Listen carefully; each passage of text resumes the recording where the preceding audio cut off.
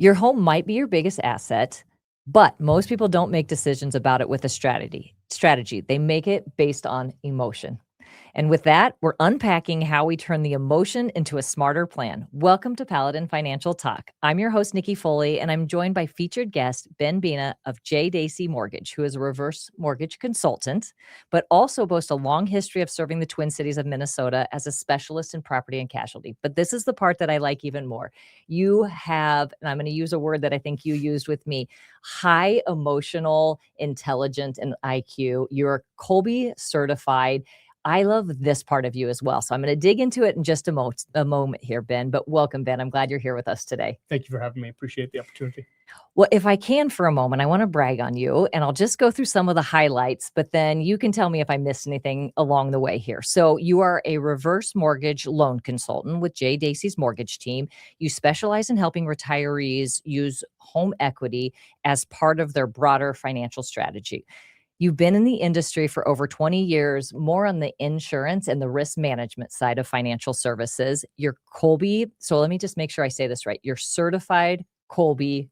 I messed it up already. Certified Kolbe consultant. And I'm going to have you explain what that is here in just a moment. But you're focused on helping individuals and teams understand how their natural instincts really influence their decision-making and their communication and performance. And I do think this is a key piece.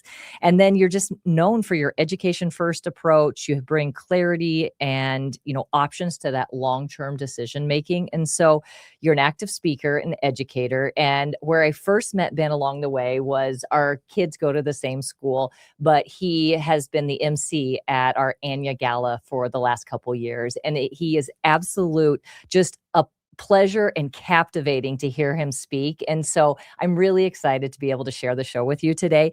I know I missed a whole lot, but I'm going to dive into the Kolbe Certified Consultant because I think this is gold. And I think, first of all, just spell Kolbe so people know what I'm talking about, and then tell us all about it. Fair. Thank you. So Kolbe is Kolbe. Okay. It was founded by Kathy Kolbe. She was actually the daughter of E.F. Wunderlich, who, if there's NFL fans out there, there used to be a test called the Wunderlich test, where they would test the guys on their cognitive abilities to process plays. So kind of a neat little family dynamic there. Yeah. So the Kolbe, what it does, it's an assessment that will articulate how people take action. It's innate, it's unchanging, and it's objective. So what really drew me to it was it's not a snapshot in time. There's a lot of great assessments that are out there, but this one is something that we can use our entire lives. We've been using it before we take it, and then we keep using it with a little bit more efficiency and efficacy after we know what it is. So just a broad structure of what Kolbe is it articulates the conative part of our mind, and that's CONATIVE. Conative is how we take action. So cognitive is what we're doing, affective is why we're doing it, and the conative is how we're doing it. And we're always going to come back to that conative. It's really kind of our gut instinct, our reaction, our first thought on, I might not have a reason for thinking this or a reason to do this, but I'm going to do it, and here's how. And it often is the right decision to make. Oh, for people who love the behavioral side of things, like you've already captivated me. I told our listeners here that you are captivating. And so how has this benefited you in your career in insurance and reverse mortgages? And sometimes that's kind of like analytical and I don't want to say boring, but these two seem to compete with each other, but in fact they don't. So tell me a little bit about how it's played a role in what you do. Kolbe was terrific. I found it when I was hiring, and I wanted to find the right person for the right position to perform the activities that we needed. So we want to make sure we had a structure that the job description aligned with the person's natural talents. And from there, it's grown and blossomed into the opportunity to recognize how people like to be communicated with, how they best receive it, how they're best going to provide communication to me. And so even if I don't have somebody's Kolbe results, I can get some ideas on how they're best going to process the information. Sometimes that means I might really have to dig in deep with some details and get down to the fine print. Yeah. And other times that's the last thing on earth I should be doing because they're going to be eyes glazed over pretty quickly. So there's some different questions I'll kind of ask at the beginning, but really it's an opportunity to recognize how they best process information and how best we can make sure that what was said versus what was heard is really what ends up in the middle versus something completely different. Well, I love this, and I think we're going to come back to it a couple times as we talk here, at least touch base on it. Did I miss anything when I was introducing you that you think is really important that we share right away? No, I think you've got it there. I mean, I enjoy people. I think people are, a riot, for lack of a better phrase. I think everyone has something incredible to offer. A lot of times they might not think they do, and I like to kind of draw that out of them to sometimes have them admit that they're terrific and have some great talents and Yeah. have some great experiences. And then we'll come back to those. Sometimes we all need a little reminder of the great things that we've done in life and the importance that we've had in other people's lives. Well, Ben, I feel like we could just kind of wrap this up here. People are already going to want to work with you just by saying that part of it right there. So, well, let me tell you a little bit where I think we're going on this and what we've been doing in our series. And so, first of all, this is a financial planning podcast. And so when you say that, retirement planning is really the ultimate focus. But when you hear financial planning, you think 401k, investments, social security, the basics. But what happens is I think people oftentimes forget about their home and what a big role that plays in this. Or even when they're meeting with a financial professional, that financial professional might not even incorporate it and understanding the why it's not being talked about, but because it is a big piece. So that is exactly what we're doing in this series is we're bringing housing, we're bringing real estate to the forefront. We're working with knowledge leaders like yourself to make sure we're having real conversations around this and how it fits into the bigger picture. But in this episode, I want to start by defining what a reverse mortgage is and then reframing it potentially as a planning tool. And I hate to say this, but I think there has been some negative connotation around reverse mortgage. And so I'm hoping that you'll give us some clarity on maybe where that came from and bring to light what some of the planning opportunities are. And then again, back to what I said, you bring a rare angle here. And so I think it'll be fun to hear about your behavioral kind of finance perspective that lends some unique lens to this conversation. So with that, should we go ahead and get started? Let's do it. All right, I'm going to do this in a question and answer format. And just to get us started, tell us the basics of reverse mortgage. So reverse mortgage 101 is what we're doing here at the beginning. What is the terminology reverse mortgage? What do people think it is? And are they getting things wrong along the way? I think a lot of times we are getting things wrong along the way. A lot of times our first thought, or the first thought that people have, is it's a last case resort, and it means I'm in financial trouble. And it means I don't have any other options. And truly, those things couldn't be further from the truth. Working with a reverse mortgage and taking one out might actually give you more options and more flexibility in the long run. It really is a one size fits one product. There are some people that it's really important that they remove the monthly mortgage payment. That might give them the opportunity to repurpose funds and maybe leave more dollars in a portfolio. There are folks that might want to use it to potentially do a Roth IRA conversion and have the equity that they access from the home pay the tax on that, because the reverse mortgage equity that you access is income tax free. So it really has quite a few significant potentials for long-term flexibility and long-term options. And again, the first thing that we often think of is it means I'm in trouble or the bank's going to take my house. And none of those things are true. It is a very, very consumer protective loan and a consumer protective product. So we've talked about some of the benefits, and out of the gates, we have listeners that are of all ages. And so somebody might be that's me. This sounds like it would be a wonderful thing. Who is it right for today? Is there age or things that we should be mindful of as we're talking about this product? So to qualify for, first and foremost, you have to be 62 plus. One homeowner has to be 62 plus to qualify for the reverse mortgage. Otherwise, I would do one today as well. And it's a great fit for a lot of people. Maybe we talk about who it's not the right fit for. Sure. And first and foremost, I think it's the couple or the individual that doesn't have long-term plans to stay in their home. It's not necessarily a bridge product and a bridge loan. Maybe similar to a whole life insurance policy. There's some significant fees that come with a reverse mortgage at the beginning. And the biggest portion of that is a 2% fee of the appraised value of the home. And that goes right to FHA. And that creates all of the consumer protective sort of insurances that come with the product that we can talk about. But if we're only going to have that for a year or two, it probably doesn't make a lot of financial sense. So that's probably the one where I would say, let's look at something else. Or if you're going to move and get the next property, then it might be the right fit for you at that point. Otherwise, not to have such a broad brush as to say anyone 62 plus, but I certainly think it's worth the conversation and worth learning something new about what the reverse mortgage could do for you once you qualify for it. Because again, there are so many different ways that people can use it. Again, from I want to make sure that my portfolio doesn't run dry before before I pass away, to how I want to use it from a tax advantage standpoint, to what I want to do from a living legacy standpoint.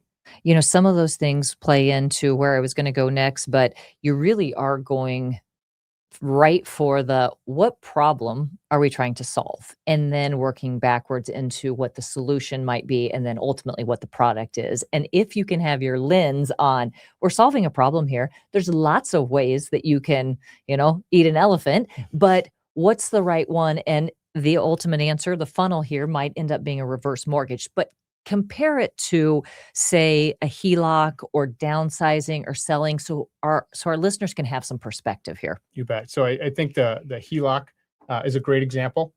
So a home equity line of credit, a lot of advisors will recommend to their clients, hey, have a HELOC on reserve just in case, right? It's a great buffer asset and a great way to make sure that you've got funds for a rainy day or some sort of shock expense. So let's say that you and I both have homes next to each other worth $500,000, and we can both take $100,000 of equity out of our home. I choose to take the HELOC, and you choose to take the reverse mortgage. Okay.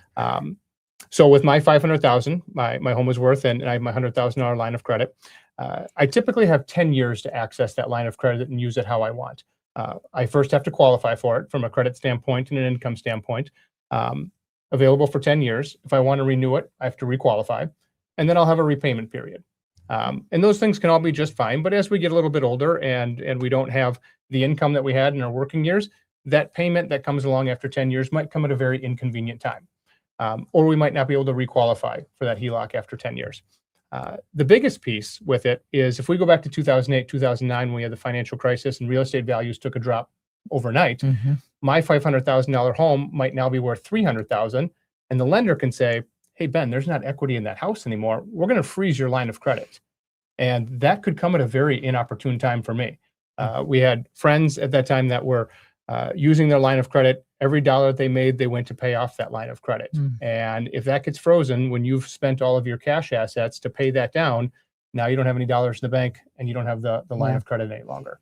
So across the street, you have your $500,000 house, your $100,000 line of credit on the reverse mortgage. Same thing happens to you where the house drops to $300,000. Your line of credit is not affected in the least.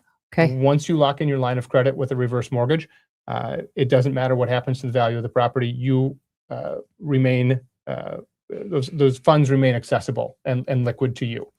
No qualification from an income standpoint or a credit score standpoint. You just have to show that you have the ability to pay your property taxes, pay your home insurance, and maintain the property. And then the last piece on that line of credit that I think is really the unsung hero of the reverse mortgage is that line of credit has a growth component. So whatever the interest rate is on the note, you get the same growth interest rate on your line of credit. Okay. So one of the words that came to my mind as you were describing is control. You have a lot of control when you're in the reverse mortgage. Somebody isn't going to come and tell you how this is going to work. So that's a benefit. And then the growth component, that's another benefit that I heard you say there. Anything else that would fit into that category of, benefits that are worth adding here? And maybe we touch on this in a bit as well, but I think one of the four nevers that we talk about with our borrowers and with our clients, you never have to make a payment. You never give up title or deed. Right? It's a lien on your property, the same as any other loan. And a big one is you will never owe more on the loan than the value of the property. Okay. In any situation, you'll never owe more, and that's what we're paying for on that 2% fee that goes to FHA at closing. It's what makes the reverse mortgage a more expensive closing than most other loans. But you're also getting this piece that's a non-recourse loan. It's the only non-recourse loan there is. So you or your heirs will never owe more on the property. More on the loan than the value of the property. I feel like there are products out there that you have aha moments that pop up when you're ready to listen. One that, it happened earlier in my life, but an HSA or even an FSA at the right point with dependent care. But it's like all of a sudden you start peeling back the onion and you're like, whoa, this is like one of the most incredible accounts available. And I feel like there's bits and components that you're already starting to touch on as it relates to reverse mortgage that you're like, whoa, had no idea. What an amazing thing. Tell me more. Yeah. And so I don't know if that's the response that you get along the way, but I'm having that response right now. So I feel excited. Give me one more comparison here about downsizing and selling. And this might be more of an emotional conversation, but I'll let you take it where you feel like it's appropriate. So downsizing or selling compared to a reverse mortgage. So if the homeowner doesn't want to stay in the house, or they have this dream house, they're done with polar vortexes in Minnesota, they're done with the snowblower and the shoveling in January, maybe in April or May, depending on what happens, and they're going to move to Florida. There's a program called a reverse for purchase, and Okay. it really is fascinating. So let's say we have a homeowner that has a $500,000 home free and clear. The traditional sense and idea is to take their $500,000 from selling and buy a new $500,000 property. Hey, I don't want to have a mortgage payment anymore. Here's how I do that. With a reverse for purchase, they can take their $500,000 from the sale of their current home, use that as a down payment on a larger home, maybe buy an $800,000 or a $850,000 home, and still have no mortgage because you can do a reverse for the remaining balance. And so now maybe instead of going to visit grandma, grandpa, our mom and dad in Florida, and they have a 1-bedroom, 1-bathroom, 900 square foot condo. That sometimes gets tough, right? I've got 3 kiddos, and it might be tough to convince them that we're going to sleep on the height of bed again. If they do a reverse for purchase and they buy a bigger property, still with no mortgage payment for them, maybe now they've got 1,600 square feet and 3 bedrooms and 2 bathrooms, and that makes it a lot easier to want to go. To have it be very convenient. We always want to spend time with people that we enjoy and people that we love. I think it's one of the most important things that we can do in life. But we also need to make sure it's as convenient as it can be, and it's as attractive as it can be from an external standpoint. So that reverse for purchase can be a really nice opportunity for someone that wants to continue to host. They want to continue to be in a place that's comfortable for them and not necessarily have to settle for what they can buy with only the cash that they have on hand. You've done such a nice job of repositioning it from what some may have thought of as a bailout or a last resort type of scenario, and putting it into and framing it as really truly a retirement income planning tool. And back to that emotional piece of it is, at some point in life, you start to reprioritize or reevaluate what's everything worth and where you want to be spending your time. And you got into that piece there with, it's not, it's about creating memories. It's about the family. It's about how you spend your time and who you're with. And you've created an opportunity that gets into that side of it. You've worked hard to build a lot of things, and this is one where it brings it to life and makes it real. Any other examples that you might have that fits into that category? Because these are the ones, the feel-good ones that you want to hear. We had a woman come into the office a couple of weeks ago, and she had a home free and clear, worth maybe $400,000, and she's getting a divorce. And as part of the settlement, she's going to owe some dollars to her soon-to-be ex-husband. And she said, "I don't want to hear anything about a reverse mortgage. Nothing. If you start talking about it, I'm going to plug my ears." She literally plugged her ears and went la la la la la la. She said, "I don't trust Tom Selleck." That's the first time I've heard that one. And so we just said, it's okay if you say no and you don't like this, but before you leave, let's make sure you know why you don't like it. And she said, "Okay, fair." And a couple minutes into it, I watched her guard come down. People can often start like this, like, "You're not going to sell me. You're not going to trick me. I know it's bad."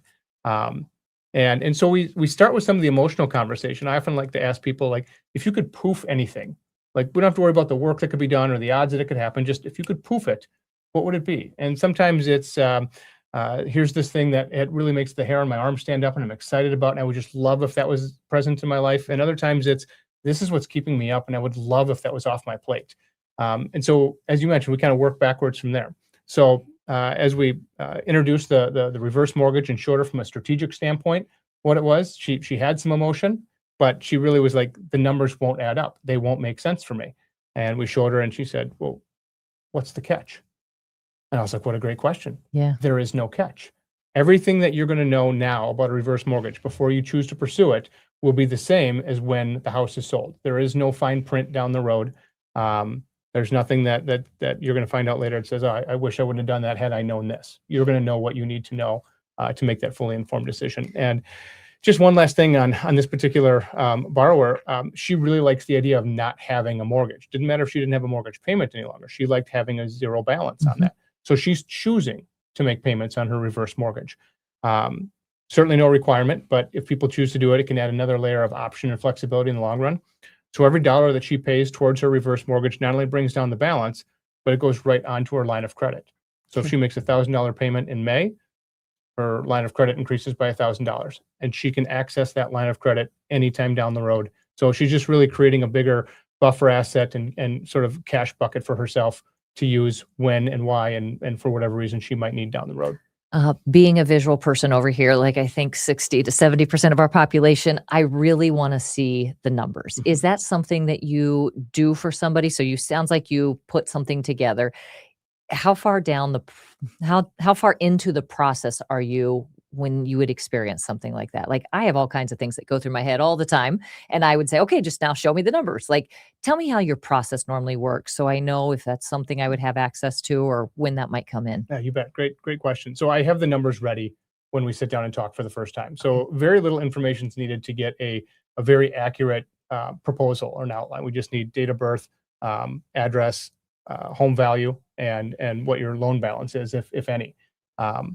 And so I'll have those ready for them when we sit down, and we'll talk a little bit about the emotional side of it. Again, what if you could poof anything, what would it be? And we'll break down some of the barriers. Like I ask people, like, what's the worst thing you've ever heard about a reverse mortgage? Like, what's the guy in the bar stool told you about the reverse mortgage? I want to find out where some hangups might be, where some concern is, and I want to quell that concern, right? And a lot of times we can do that through the numbers by saying, I understand this is what you've heard. That's very common. Here's what it would look like for you. And then we'll go through the numbers for them, right? And share what it can look like for them if they don't want to make a payment, if they do want to make payments. We have a number of different calculators that we're creating in our office now that people can play with, and they can then kind of decide, how do I want my reverse mortgage to look? Because again, it's not a one size fits all. One size fits one. If I want to make payments in this cadence, and then I have a month where I don't make them, great. That's just fine. So we can really personalize it to that individual or that couple. Okay, I'm going to ask another question that's off the cuff here, but 62 is the age. So the day after or the day of that I turn 62, I can get started on this conversation. That's my plan. Yeah, Okay. the day I turn 62. So yes, absolutely. All right. I just want to know if there's any other tax thing that I needed to be aware of or anything like that. So you've already foreshadowed this a little bit, I think, in the examples that you gave, but being Kolbe certified, behavior as it relates to financial decisions, bigger decisions like you're talking about, how does someone's natural wiring impact their financial decisions, especially related to a home? So as you talked about, people come in with their guard up, and by the time you got to that last conversation or the end of that conversation you just described, there was a whole nother feeling. So just walk through how that comes into play and how maybe you help them navigate that. So I unequivocally empathize and recognize and feel the same way. So sympathize there as well. That the home has so much of our identity tied into it, right? It's where we raise a family. It's where we go through our hard times together. It's where we have our joy times together. And I want to not only recognize that, but really enhance that, right? And show the individuals that your home has served you for years, and now it can serve you in a different way. It's still here to be of service to you. And if we can look at it from maybe sometimes a different perspective, maybe let our guard down and be open to learning something new, we might just find that we've got a great opportunity here. And so some of the maybe the Kolbe things that might come into play is just recognizing how people best receive information. There's times where if I see someone start to lean back a little bit and fold arms, like it's time for me to stop talking. If they lean in, it's time to give them more detail here. But I do like to ask people, when you've made your best financial decisions, what was present in your life? Like, how do you like to make that decision? Do you like to see the fine print? Do you like to see what it's going to look like in the long run? Do you like to see what the potentials and the options might be for you? Do you like to see the flexibility? Would you prefer to have options and flexibility, or would you prefer to have a nice, predictable future, right, from a financial standpoint? So where does your comfort lie? And then we can create this product to fulfill your needs and what works best for you. What you did there was beautiful. You just took an emotional decision and made it a strategic one. So what a beautiful thing. So your best financial decision, rewind, and what did it look like? What were the elements that were a key piece of that? That was really good. All right, so let's talk about this, that people oftentimes think of a home as a legacy asset. And for many heirs, it's really can be a burden, and it can be a financial burden and an emotional burden. So there was Kiplinger had some statistics out there, and I'm living some of this right now, so I'll add that. But roughly 40% of heirs say they can't afford to keep an inherited home, and only about 18.6% feel very prepared to keep it. I'm in a situation that my brother passed away a year ago. He was 48 and he had four homes, four different states. And like we are just wrapping up a lot of the process, and right or wrong, all kinds of different emotions that go along with this whole thing. But you get exhausted by the time we're at 15 months. You are exhausted from the decisions that go along with homes and what needs to be done with them and so forth, that you're finally like, my dad is like, I'm done. I'm over. Like, somebody just take this off my hand. I don't care if we drop it 30,000. Sounds like a plan. And so in the end, it ends up being oftentimes complex, costly, whatever. Well, that's pretty eye-opening when you're talking about reverse mortgages and how the people that, your loved ones feel about the home too is a key piece of this. And so talk about that and what that might look like, that it's a planning conversation with your family. Have you navigated any of that with your clients? And is there any tips that you'd like to add along the way? So, terrific question, and thank you for sharing. Yeah. It is overwhelming, especially when we've got full calendars with kid events and work events. About 2% of people want to keep the home, right? 2% of heirs want to keep the home, right? So, and I even just think of myself with my three daughters. I'm like, oh gosh, they're going to love to have this home. Yeah, of course they are. No, they're not. No. Right? They're the 98%. They're not the 2%. So kind of in that vein, there's two questions I like to ask people at each meeting that are outside of the reverse mortgage. And one is, do you have an estate plan? Do you have a trust set up? Yeah. Because that unties and unlocks a lot of that emotional decision, right? The decision is made in advance. And do you have a long-term care plan? I think if they can answer those two things and have those plans set, then talking about the house becomes a lot easier. So with the reverse mortgage, again, there's no surprises down the road in terms of what's going to happen if we choose to keep the house or choose to sell it. So what we like to do is we have sort of a very simple little bracket that we'll create where you draw two lines on a paper down the middle, horizontally and vertically. Upper left corner is yes, yes. All right, so yes, I want to keep the home. Yes, there's equity. In that case, the heir gets a mortgage or uses assets from the other estate and purchases the home. Okay. Second quadrant is yes, no. Yes, I want to keep the home. No, there's not equity. In that case, one of the really great stipulations from that FHA insurance that we buy that says you'll never owe more on the loan than the value of the property, they can buy the home for 95% of the appraised value at the time the loan comes due, which is either when the homeowners move out or they pass away. So we go back to that 2008 example. If the real estate market has dropped, potentially they're getting a deal. Right? If they're comfortable with that, right, they can buy it for 95%. Lower left quadrant is no, yes. No, I don't want the home. Yes, there's equity. Okay, we sell the home, and just like any traditional loan that's on a property, sale price minus lien amount equals proceeds that go to heirs. And then finally in that lower right corner, no, no. No, I don't want the property, and no, there's not any equity. So in that case, you would just basically take the title, slide it over to the lender and say, my parents bought insurance for this, you take it, right? And so you sign a deed in lieu of foreclosure, even though that F word is in there. There is no repercussions to the heirs from a credit standpoint or anything like that. You're just saying, lender, this is your home now. So it doesn't necessarily alleviate the potential stress that heirs might have, depending on if the estate plan was set up. And those conversations happen in advance.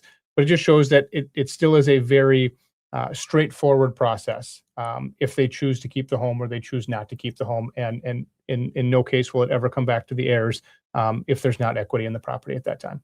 I love the activities that can be done, because it just, okay, here's the scope of what I'm working within. Now help me navigate, let me navigate. So you've made some really great points today.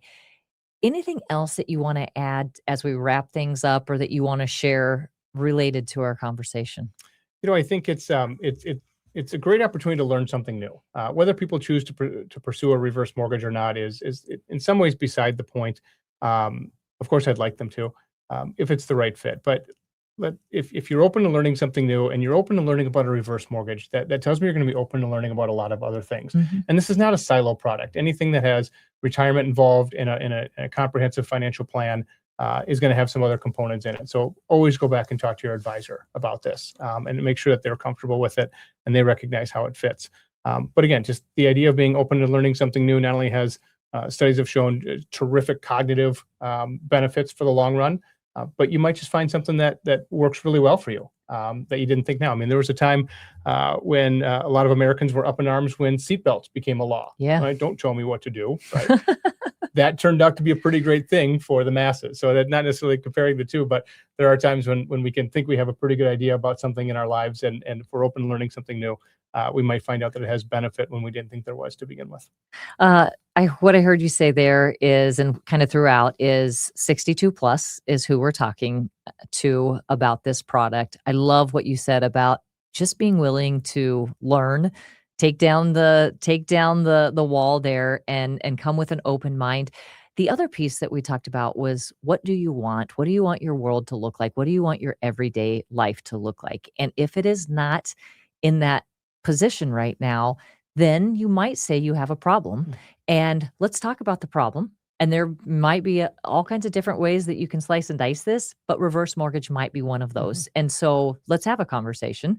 And it could be an emotional conversation, but it could also be a really good strategy to come back to retirement and what you want your plan to look like. And so this has been a fantastic conversation. I'm counting the years until Jeff is 62. So I feel like we got a little time to plan, but anything else that you want to add for a resource perspective? So you are clearly extremely knowledgeable, and I want to make sure that if you have any resources out there that you have, or you want to send somebody to that's a third party resource, anything like that you'd like to share today? You bet. Thank you. So one, I read a weekly newsletter on largerlegacy.com, and I work hard to balance good reverse mortgage information with things that people are going through on a daily basis. And sometimes that relates more to people my age that are in the rigmarole of kids sports and kids activities, and sometimes it's geared a little bit more towards people who are retired and 62 plus. But I try to make it just not the same old.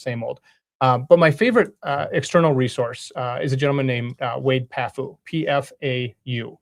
He's a retirement researcher, and he has terrific information, nonpartisan, about the reverse mortgage. And I read everything he puts out. I subscribe to his newsletter and to his website, and I really appreciate it because, again, he's not involved in the industry in the least, and just gives really great, accurate, comprehensive information. So you had said there, your website, largerlegacy.com, and you put something out weekly. Is that right? Yep. That's fantastic. And hearing the stories are what you can resonate with. And so it sounds like that's a key piece of what you're sharing. So thank you for sharing that. Again, that's largerlegacy.com. That will be on our podcast page.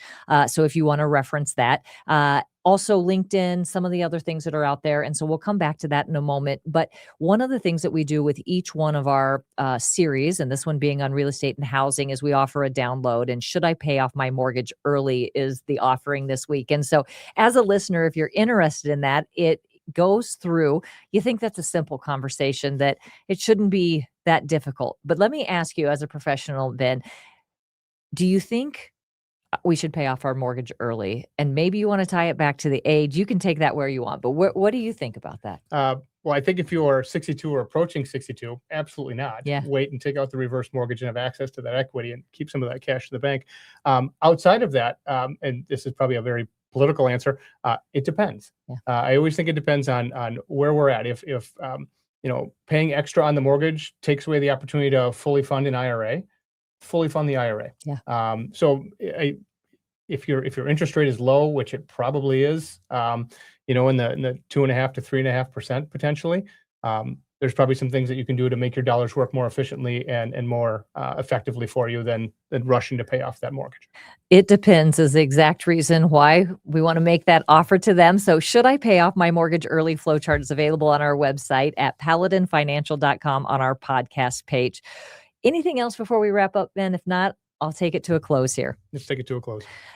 Before we do that, though, go ahead and give your phone number and how they can contact you. I'll have it on our podcast webpage as well. But if you'll go ahead and share that today. You bet. Thank you. You can reach us at the office. There's a team of 8 of ours on the office that are all ready to be of service and terrific. Phone number is 651-315-7681. You can always email me at ben@jaydacey.com. And then check out our events page again on Larger Legacy. We've got a number of free seminars coming up over the spring and summer months for how do we fund long-term care. We're partnered with estate planning attorneys, and then some reverse mortgage 101, where it's just the opportunity to come and learn. I always promise people in the seminars in our first conversation, you can't buy anything today. You're not allowed to. You can berate me all you want, but today's a conversation just to learn about it, ask questions, be comfortable with it, and then if you choose to pursue it, we can talk tomorrow. And where are you hosting those at? So our listeners, if they're interested, they kind of get a perspective of what they'd be walking into. Yeah, you bet. So I have a couple at the New Brighton Community Center coming up, Shoreview Community Center, and then at the Marianne Young Center in Blaine. And so we'll look at different spots like that that are convenient for people to get to, and we'll move around a little bit to the south and west side as well. That's great. And so they can find those at jaydacey.com. Is that correct? Or Larger Legacy? Largerlegacy.com if you're interested in attending one of those live events. Well, with that, we will go ahead and bring things to a close. But if anybody that has been listening says, this sounds like me, I need more information, or I want a second opinion, Ben is available to do a 15-minute, no obligation conversation to help bring some clarity to this conversation. And then same thing as it fits into the overall bigger financial picture, Paladin Financial offers the exact same offer for a 15-minute, no obligation conversation. Visit our website at paladinfinancial.com and click the booking tool in the top right corner, or call us at 651-842-8406. Social media, follow along on LinkedIn for both Ben and his team. Same thing with the Paladin Financial team, YouTube, Facebook, Instagram. We try to share as much information, including clips from our show today. And then if you're interested in that download, Should I Pay Off My Mortgage Early Flow Chart, visit our website at paladinfinancial.com. Thanks again for joining us, Ben. We certainly appreciate it. And thanks for listening. We'll see you on the next episode.